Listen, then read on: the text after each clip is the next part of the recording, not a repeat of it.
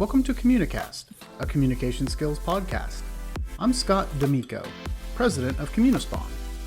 Today I'm talking with Kristin Zhivago, President and Founder of Zhivago Partners, a digital marketing agency. Kristin has been helping CEOs and entrepreneurs increase their revenue for decades. Check out the episode here. Kristin discussed the importance of living in the truth, how to navigate the skepticism swamp, and her find it, face it, and fix it approach to business and life. I hope you enjoy. Kristin, thank you so much for joining me today. If we can, just to get things started, maybe tell the listeners a little bit about yourself, your background, and really what you're working on today. Today, I run an agency I founded in 2017. It's called Zhivago Partners, and we called it that because I partner with specialists all over the country, and those are our team members. And then we have clients that we partner with. We really do outsourced marketing department management for these guys. We work with B2C and B2B companies. We do websites, social, SEO, content marketing, email marketing, all of the digital stuff. I've been in tech for decades. Started out selling machine shop tools when I was 17. As far as I know, I was the first woman in the country to do that. Wow. They just gave me a catalog and I was wearing a mini skirt and, I got into the machine shops, but I learned very quickly that if you don't know what you're talking about, you're not going to sell very much. So that was a life-changing experience. I remember standing in the parking lot and thinking, I'm going to learn everything I can about sales and tech. And I've been doing that ever since. So my husband and I opened an ad agency in Silicon Valley back in the day. And we did that for about 12 years. We were super successful. And then everybody got a Mac. And I said to my husband, they're all going to go in-house. So we should stop doing this. And why don't you retire? He used to make things. He was an inventor. And so he did. He was our graphics guy. And I just started being a revenue coach. So I helped CEOs and entrepreneurs make more money by understanding what their customers want to buy and how they want to buy it. And I've been doing that ever since. Outstanding. And it's interesting. We had a prior guest that was in graphic design, and he made the same comment when the Mac came out. Initially, he was like, oh, this is just a fad. This is going to pass. But then he very quickly realized that it wasn't. And it put him on a very much a different career path for quite some time. Then he finally circled back to the art and the graphic design. But it's interesting to see that impacting so many people. And I would imagine that throughout your career, whether it be in tech, as a revenue coach, in the ad agency, you've come across a lot of interesting people and probably a lot of folks that are great communicators, maybe some not so much. So when you hear this term of communication skills, or somebody is a strong communicator, they're effective communicator, they're persuasive, whatever it may be, what comes to mind for you when you hear that somebody is a great communicator? Truth. If you're not speaking the truth, it's not going to work. I think it's harder. Well, maybe it isn't harder to out the people who are misleading. But when someone finds out that they've been misled, they never want to talk to you again. They don't want to do business with you. They're disappointed. So you really do have to start with the truth, no matter what, and just and learn to deal with it, learn to communicate it, learn to live with it, learn to be comfortable with it, because the truth can be very uncomfortable sometimes, especially if you've made a mistake or something. But, we all make mistakes. My team members often tell me that it's so weird working here because I've purposefully made this a safe place for nice people to work. And they've worked in places where either the boss encouraged them to lie, which they weren't comfortable with, or the boss lied him or herself. And there was a lot of cover up in previous jobs, and we don't do that. If we make a mistake, I immediately own it. I don't necessarily blame the team member. I take responsibility myself and say, we blew it. This is what we did. My husband had this saying, find it, face it, fix it. And so we would just if whatever it was, we would face up to it, we'd find it, would come to light, and then we'd just face it and fix it. And we would tell the client how we're doing that. And the clients really appreciate that. I have clients that stayed with me for 20, 30 years, in spite of all my reinventing of myself, opening different businesses and such, because they know they're going to get the truth from me, and then I'm going to work really hard for them. That's fascinating. I think this idea of truth really is one of the bedrocks of effective communication. Not communication, so to speak, but really truly effective communication is this idea that people can trust you, and they trust you when you bring the truth, you're authentic, and you own up to those mistakes. You take accountability. I think that there's an expression, and I don't know if it was attributed to Warren Buffett or whatever, that it takes decades to build your brand, to build your reputation, and seconds to destroy it. And one of the quickest ways to do that is to not be honest, not to be truthful with people.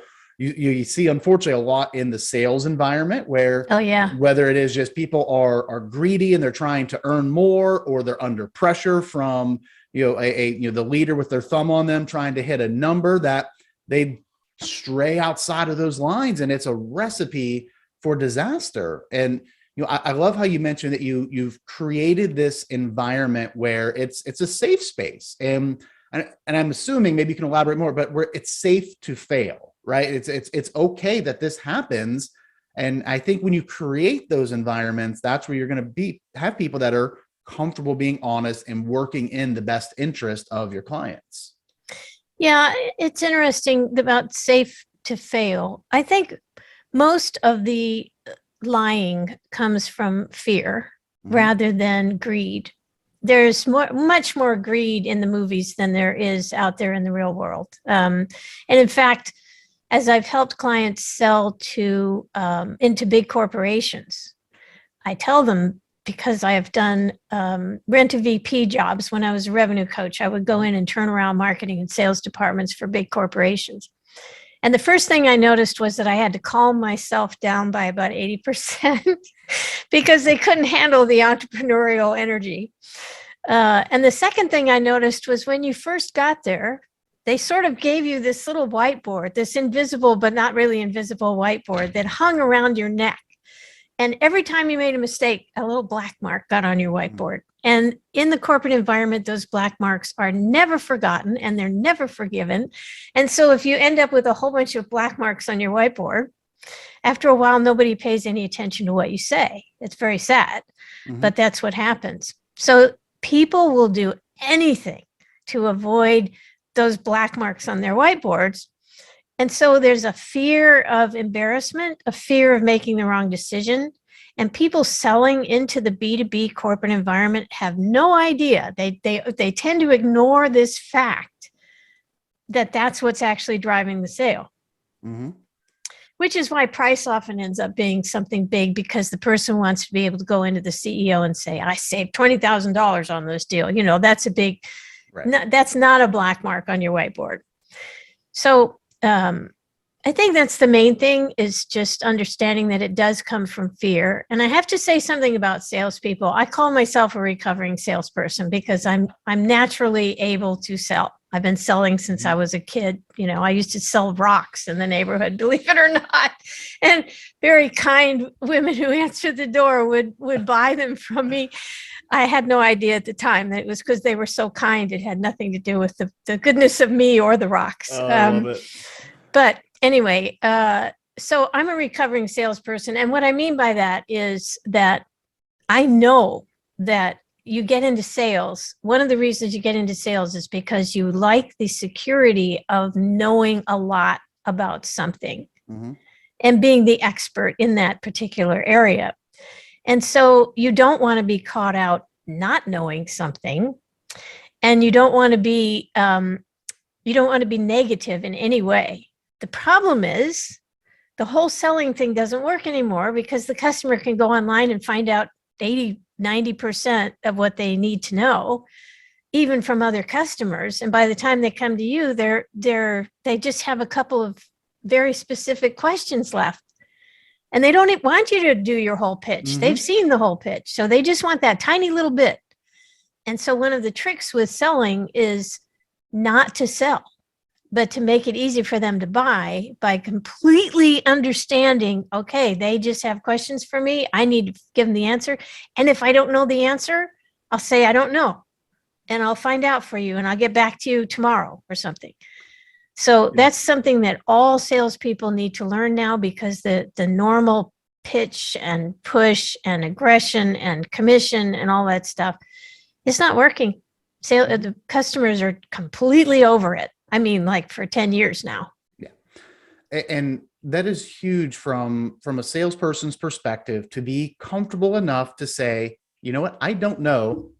Let me get back to you. That is so much better than winging it and perhaps giving them something that's wrong. And then you have to go back and say, oh yeah, what I told you was wrong. It's going to be X, Y, and Z. So getting to that point where you feel comfortable to say, I don't know. Now, hopefully you're not saying that to every single question. You're prepared and you're ready to go. Yeah. But that's important. And, I think really understanding where that client is at when you're meeting with them, because, from a sales leadership perspective over a number of years, I'd be in meetings with reps where they immediately jump in. They want to tell them all about the company, all about this, all about the features, benefits, all that stuff. But yeah, I know all that, I used you at a different organization, whatever. They just want to know these couple little things. So if you really focus those conversations in on, I'm prepared to talk about all of this today, but I want to find out, Kristin, what's most important for you for our time today so we can make the most of it. Exactly. That's a really good place to start.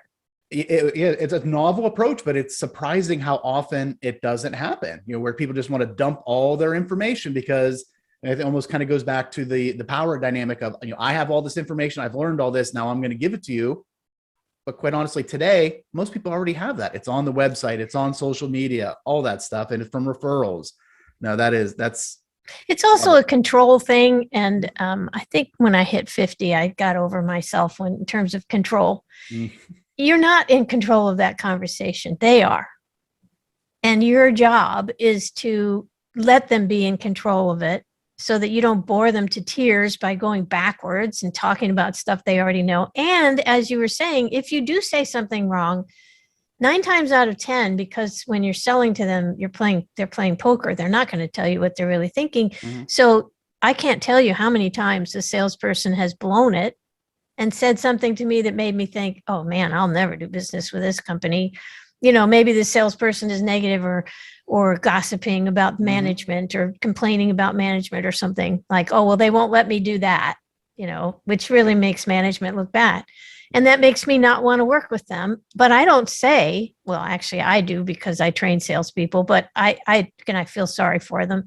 But the normal customer doesn't say, you just blew it, I'm not going to buy from you. They just go on with the conversation and shake hands and everything's nice and happy. And the salesperson calls the boss and says, I'm going to make a sale. This went really well. And they don't know that the customer is just going back to his computer and starting over again.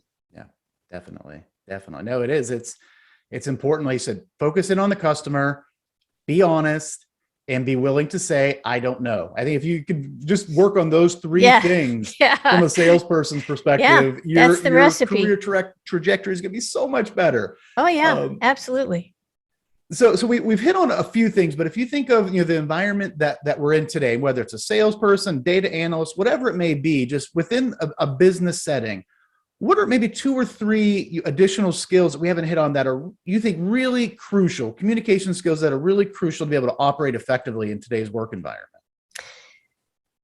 Everybody's going to roll their eyes at my first answer, which is, you can't have typos. You can't have grammatical errors in your emails that you send out to people, or even your texts. And I know that's just sacrilegious.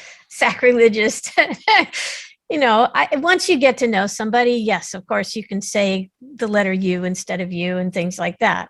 But when you're selling to someone and you're basically in the business of making them comfortable with what you know and how good you are, they're judging you. There's no other way around it. They are testing you. They want to see if they can trust you with their business.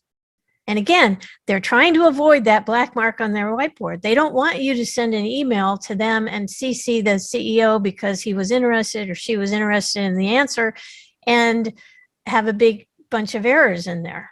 Then the CEO or whoever is going to look at it and say, who the heck is this person? Why'd you hire them? They, don't they speak English? I mean, so this whole, it's really sad because I don't think the schools do a great job anymore of teaching that grammatical stuff.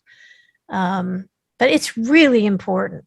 I mean, in my second book, I had one typo in, I don't know, 300 pages. And it was a URL in the footnote that should have been au.au for Australia. And it was .com. My bad. I read that book 17 times and I hired 5 different proofreaders to make sure that I was going to be eating my own dog food and not having typos in there. But it really does ruin all credibility. And it's also one of the ways that you can tell a legitimate email versus a spammy one or a scammy one. You can tell the guy lives in Nigeria or whatever it is, and that English isn't the first, their first language, just by the typos. You can say, oh, this isn't from FedEx. Look how they signed off at the bottom, So it's really important to pay attention to that. And it's all learnable. It's stuff you can so easily now look up on Google, how do I spell this? What's the correct way to say this? And you really ought to have somebody looking at your stuff for a little while if you're not sure about it and just pointing out things, because typically the typos and the grammatical errors are repeat errors where nobody's called you on it and you keep doing it. So that's one thing that I think people really need to understand. The second is the email communication is not like the spoken communication. You can say something in jest, and I could say something to you right now and it could be a little joke. And you would get it because of the inflection in my voice or however I'm looking at you or whatever.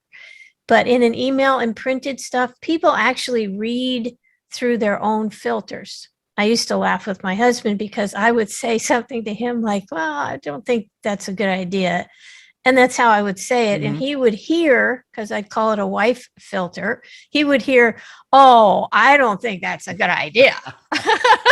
And so they read your content through their own filters. And they're suspicious of salespeople because salespeople have a job, which is to, quote, sell you on their solution. And that makes you suspicious because you just keep wondering, is that really the truth? Am I getting the whole story? So they're coming in. I used to call it the skepticism swamp. You're selling in the skepticism swamp, and you really have to understand that and be totally courteous and calm, no shouting, no big caps, and no sort of off the top emotionalism. People are very suspicious of that. They think you're a wild card and they won't be able to trust you. I think those are fantastic points, especially coming from a communication skills training organization. From our perspective, right? Especially for us, if we were to put out messaging, proposals, emails that are going out on our website, and there's typos, really looks bad. So that's something that we are hyper aware of. But as you mentioned, it can really hurt that credibility going out. And I think, especially going from a salesperson's perspective, and you hit on it a little bit with the idea of copying in a CEO or someone like that. Especially if you're working in the B2B space and you're working on large, complex deals, one of the things that always really needs to be in the back of your mind is the person on the other side, the buyer, so to speak, that I'm working with, the owner of this project.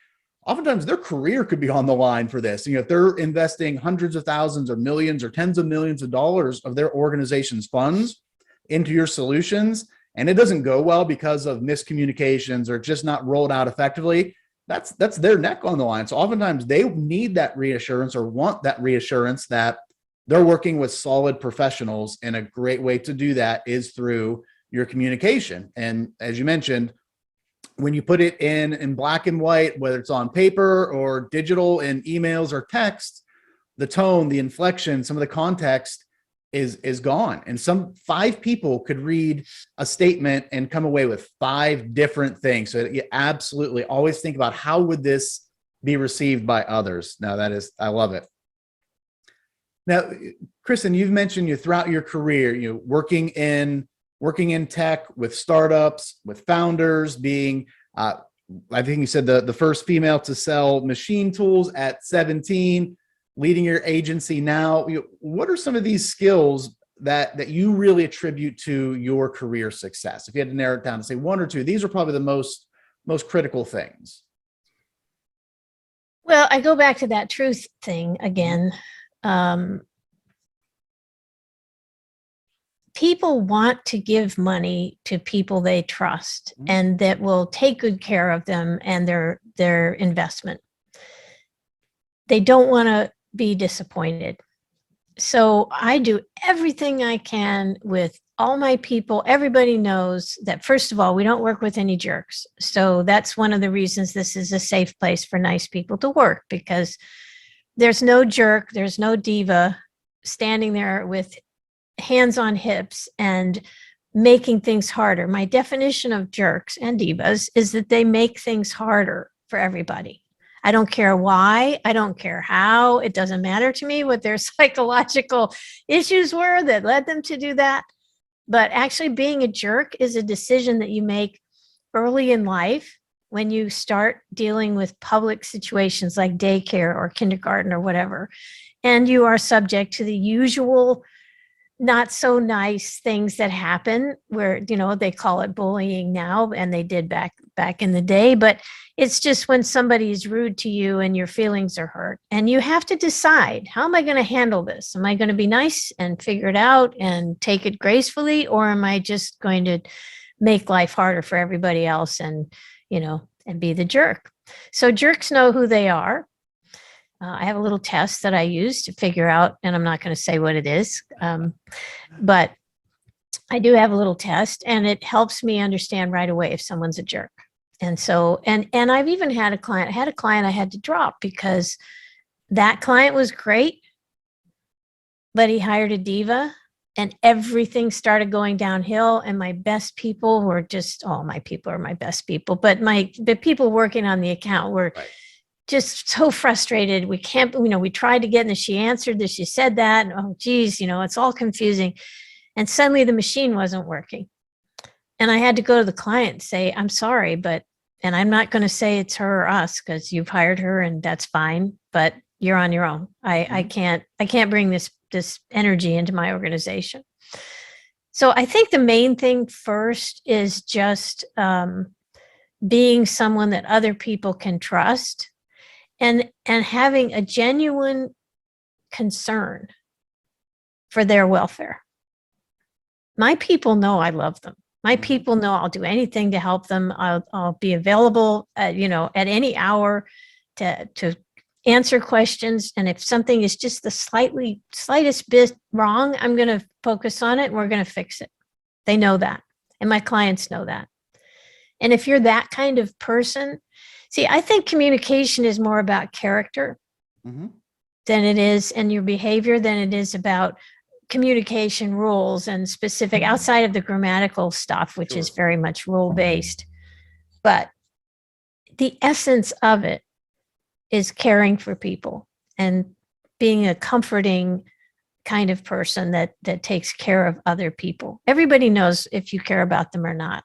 I mean, babies know that from the very beginning. They start to know that, Aunt Tilly always says, oh, you're so cute. And she pinches their cheek, but it hurts. And so somewhere in there, they don't like Aunt Tilly anymore. And you learn that very early. Who can I trust? And so these are deeply ingrained traits of human beings where they can ascertain quickly that you care about them or you don't. And if you don't really care about them, you shouldn't be in a field where you're working with people. You should go be a scientist or an engineer or something. And, and there's very nice engineers. I married one. I love engineers, but they're not by nature social animals. They're more about things than they are about people. And so they don't belong in a situation where they're working with and helping people all day long. Yeah, I think it's, and we work a lot on our side from communication skills with scientists, with engineers, because brilliant, great at the job, but when it comes to conveying the message, oftentimes there is an opportunity for improvement there. But I love what you said. Yeah. Nice, yes. That was very nice. You said this idea, your communication is about the character. It's about your character, not necessarily the characters on the page, so to speak. And I think Yeah.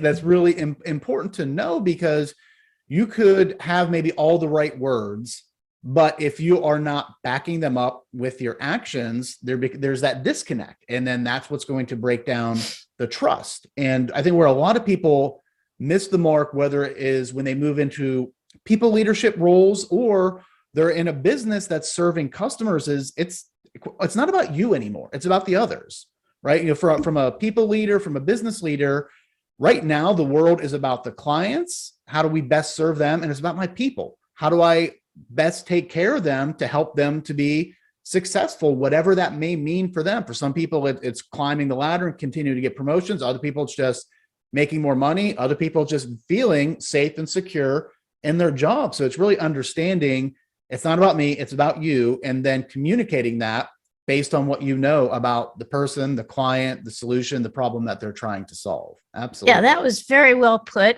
Congratulations.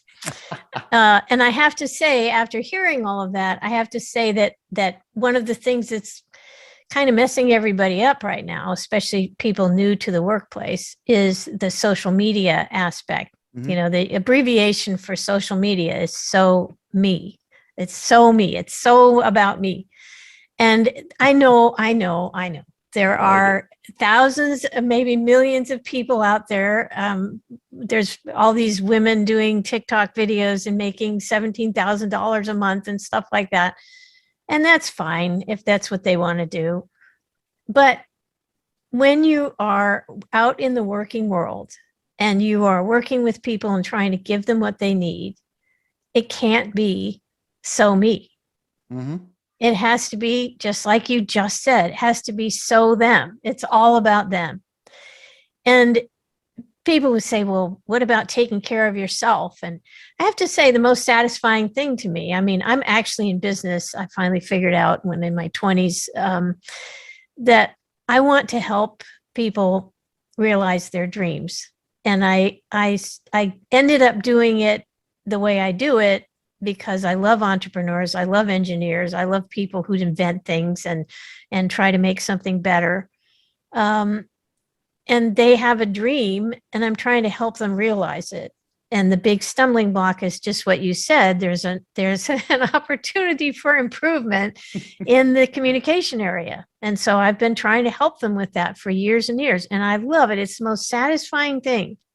When the leads start coming in, when people start recognizing the importance of whatever it is they've developed and they start getting customers, man, that's good stuff, because the company grows, people have jobs, it's just, it's a beautiful thing. Capitalism, when done with compassion and caring, is one of the best things in the world.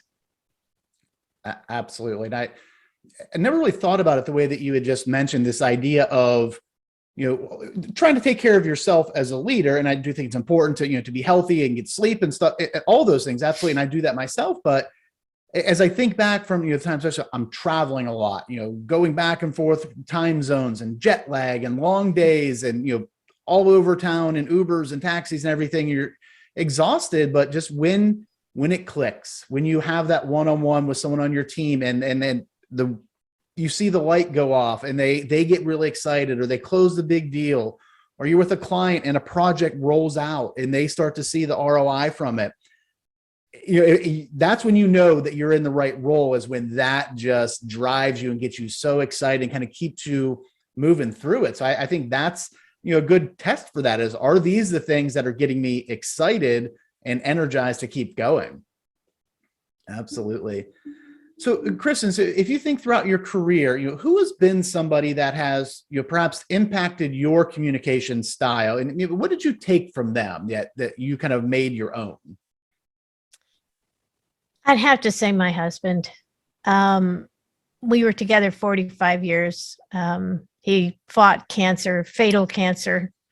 He beat fatal cancer 3 times, but the 4th time got him. And he actually took his life finally because, and even though we were in love to the last day, I mean, we were very happy together, but he didn't want to die the way that the lung cancer was taking him. Right. And he was almost gone anyway. So he finally did, his ex-Marine decided, okay, this is how I'm going to do it. And that was back in August. And I'm doing pretty well. I can say that without crying now, which is pretty good. But he really taught me, see, now I am going to cry, the power of truth, the power, because he was an engineer, he was an inventor, and he was very no nonsense. Everything was, it isn't black and white. I don't like that term. It was just reality. It was just plain old reality. And, I would sometimes like dance around the truth because I wanted to please him. And I was, he was an adventuring guy. So we had a 48-foot boat built in South Africa and sailed it home together. Okay. So he was kind of a big adventure guy. And that was after his first battle with cancer. He really just lived in the truth. And I just came to realize how important that was. And I started applying it to my life and my business and my management skills and just everything. It's just, it started really affecting my whole life, and everything got easier, even though it was harder in some ways, because the truth is always, sometimes it's embarrassing you made a mistake, or, the truth can be really hard, but it's always the best way. It's always the way that ends up being the thing that makes you say, I'm glad I did that. That was good. And you end up having a no regret life. Even though my husband ended up doing what he did, and honestly, the last thing I said to him, not knowing what he was just about to do, was, "You've never disappointed me." And it's true. He never had. Well, thank you so much for sharing that. It's beautiful what you've taken from him, and it sounds like an amazing man that you had so much fun together. Definitely so sorry for your loss, but it just, as you share that, it's just the importance of living life. And I think when you come from a place of truth and sincerity, that's the best way to do it. And for what you're doing today is you being able to honor him through that with how you operate your business, how you work with your clients, and how you live your life. So thank you so much for sharing. That is beautiful. So as we wrap up here, Kristin, any closing thoughts that you'd like to share? Perhaps somebody that is new to the business world, maybe they're making a career pivot, as they're thinking about their own set of skills, how they can improve, or what maybe they should be focusing on. Any final thoughts for the listeners?